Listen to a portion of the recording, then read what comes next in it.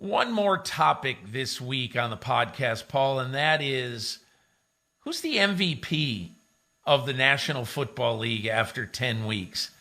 And I'm going to give you my answer first, but I'm going to preface it by basically saying that I think in the last 4 weeks, I've had 4 different MVPs at the conclusion of weeks 7, 8, 9, and 10. Because I've gone from being very bullish on Matthew Stafford to thinking that, it's got to be, it's got to be either Lamar Jackson or Kyler Murray. And now I'm really thinking the more games have been played and the more that we know about the league this year, I'm really thinking that you've got to look at one of the best teams, obviously.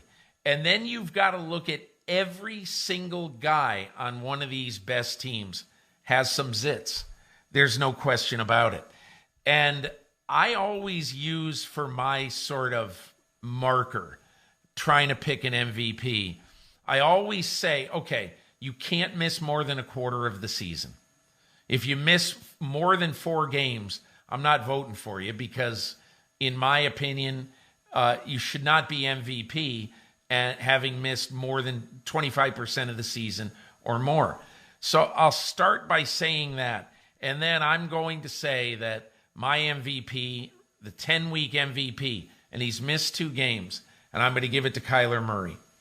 And I'll say 2 or 3 reasons why. Number one, I think he's been marvelously efficient. And not only because his quarterback rating is up in the 100s, but because, he's the first quarterback in the history of this franchise, the long, rich history of the franchise, to have to have this completion percentage, 72%, this late into the season.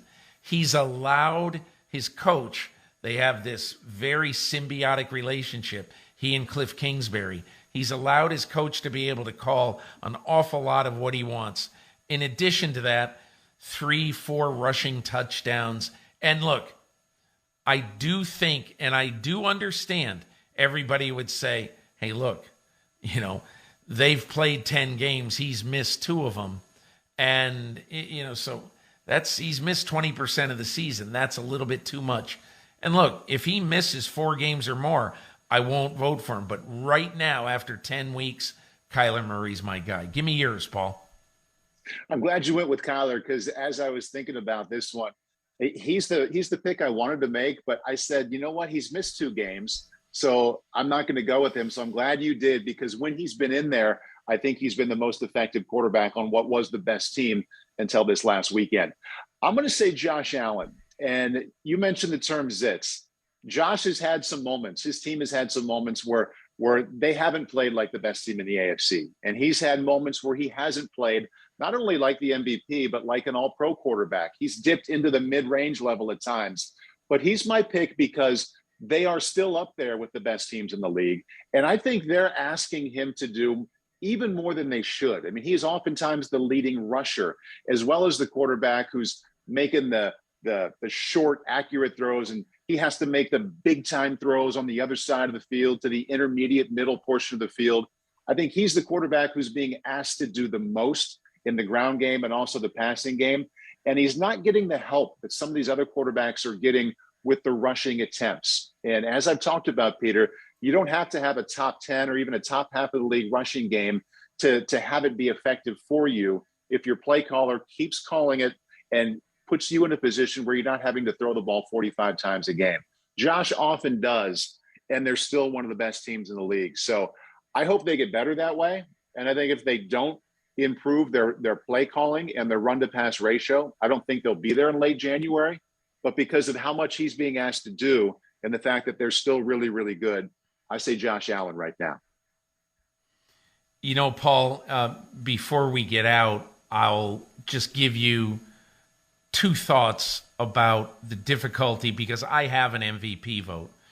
And I'll give you 2 thoughts about the difficulty of, picking, say, a 10-week MVP.